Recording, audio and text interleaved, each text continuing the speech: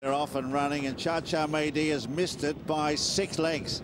On settling down, and Law of the Range is going to be the early leader. Up there is Barefoot Lady, and also over on the far side is Joviality, and Rain, the yellow jacket, right over on the far side. Sitting in behind them is Lay Time in the centre, followed by Emulous, who's got a beautiful sit-in behind the leading pack. Followed then by I Love Me, who's right in the middle, followed by Dysphonia, who's on the far side, and the Royal Blue of Godolphin. They're followed by Rhythm of Light, and further back then is Captivator. Followed then towards the rear by Clinical, with Cha-Cha Maydi, who's made up some ground, and half a length away is Beatrice Aurora, who's at the tail of the field. Less than 5 furlongs to travel in the Windsor Forest, and the leader is Barefoot Lady by a length. To on the near side, Law of the Range, then Rain in the yellow jacket. A length further back is Lay Time, followed further back then by Emulous on the near side. Then Joviality right over on the far side. Further back is Clinical coming into it from Captivator. I Love Me is further back. Dysphonia is further back with Cha-Cha Maydi grabbing hold of the bit now. And they've kicked away from Beatrice Aurora. Racing up now onto the course proper. They've got 2.5 furlongs to go, and Barefoot Lady coming under pressure, but also responding. Joviality on the far side. Now Rain in the centre is under pressure as well, but running on. And now Cha-Cha Maydi is absolutely flying up the stand side as they've got a furlong left to go. And Cha-Cha Maydi has raced to them in a couple of bounds. Got about a nose in front. On the far side, Joviality going with her. Joviality kicking again on the far side.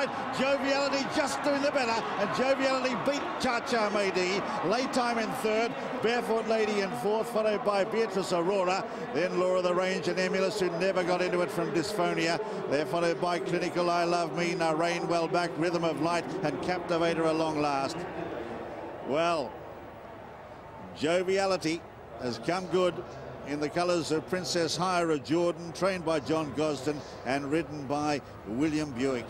Has got up there to just grab it on the line from Cha-Cha Maydi, who raced there, but the early effort of missing the start. Let's just slow that down a bit. There it is, Joviality getting there by a neck from Cha-Cha Maydi. A length away then is a Lay Time in third, has run a much improved race, much better than at Epsom. A length further back then is a Barefoot Lady and Beatrice Aurora. Barefoot Lady just getting fourth ahead of Beatrice Aurora. They're followed by Law of the Range, and then Emulous on the near side. She was nicely poised but didn't run on. Dysphonia and Rain have gone to the line together. Then follows the grey filly Clinical, and then I Love Me and Rhythm of Light, and then a long gap to the remaining runner. But Cha-Cha Maydi, that was costly at the start. She missed the break, and she missed it badly. A neck was the official winning margin, a neck. And Joviality has got it. And Joviality owned by Princess Haya of Jordan. And husband Sheikh Mohammed, a happy man for his wife. Elated connections. And let's check the time there on that. Well, let's check the price first of all. 11 to 1 Joviality. And the time 1:38.37. But this was a filly who always had good credentials. She'd won the Musadora last year, of course. And the distance is a neck and 1 length. A neck and 1 length. Time 1:38.37. And 11 to 1 the winners, 4 to 1 the second, and 9 to 1 the third. Well, let's have a look at the start and see why Cha-Cha Maydi missed the break. It could be that she was put off by the filly next to her, sort of banged her head against the front of the stalls and almost in a full start movement. And it may be that Cha-Cha Maydi was just distracted by that. And as the stalls open, you'll see that Law of the Range gets a real flyer, and Cha-Cha Maydi just stands there and takes a few strides to get going. In the end, actually, she's come with a withering late run down the side. Hard to say whether it actually has made the difference, because she's hard on the bridle there, is certainly close enough. And you pick it up here, Willie, she's only a length. Well, she's level with the winner, actually, who's this side. Well, she's a filly. She's a very highly strong filly, and obviously, if you notice, if you go back to the start, you will notice that she was in the stalls next to her on her off side. There is nothing. There's sort of the junction of the two stalls. There wasn't a horse next to her. She only had a horse on her near side, and possibly that is one of the reasons why she's missed the kick. And the other reason being that Tom Quilly didn't want her to jump too quick and just overdid it a little bit, because she is such a free-going filly, and he got her settled beautifully. But this Joviality, who is a filly you would have to think would want further than this mile, and got to the line really strongly. And now you can see Princess Haya going to lead her winner into the... There you are. And Princess Haya herself, a great equestrian. She was the first woman from the Middle East to compete in Olympic Games when she went to Sydney for the show jumping and represented Jordan, and has been president of the FEI, the Equestrian Federation, as well.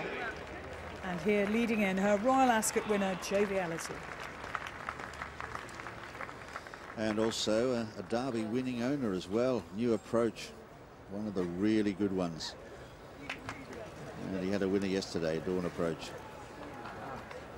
But going back to what Willie was saying about Cha-Cha Mehdi, no doubt that Tom Quilly did want to just miss the break slightly, but as he said, might have overdone it.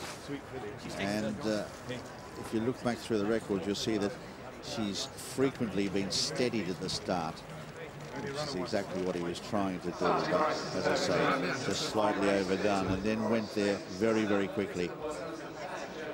And the run petered out.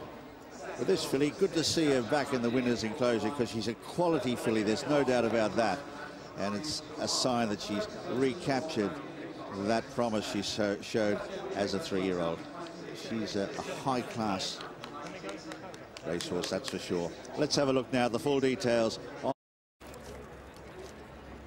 Here I am with John Gosden, a versatile, a tough filly. John, you must have been worried though in the closing stages. Yeah, but she's probably a little short for the mile, you know, and she didn't have leaps, and we've had to wait for her to come right in June, but she's got a lot of tenacity, and I really respect Henry's filly, who's very fast, but I thought if we can just be in the right place and she has to come to us, we might outstay her. So it's a thrilling performance. And she's come on for her first run of the season, and she's giving you options with the distances and where you can take her. Yeah, she's probably at mile to a mile and a quarter, so there's some nice races for her, like the Nassau and the Opera, but that's, you know, that's the elite end, and there's some rather smart fillies in France waiting, I think. And it's always nice to have another one at Royal Ascot. Yes, it is, yes. We had a difficult day yesterday, and so it's a strange game, our game. It's a game of vicissitudes.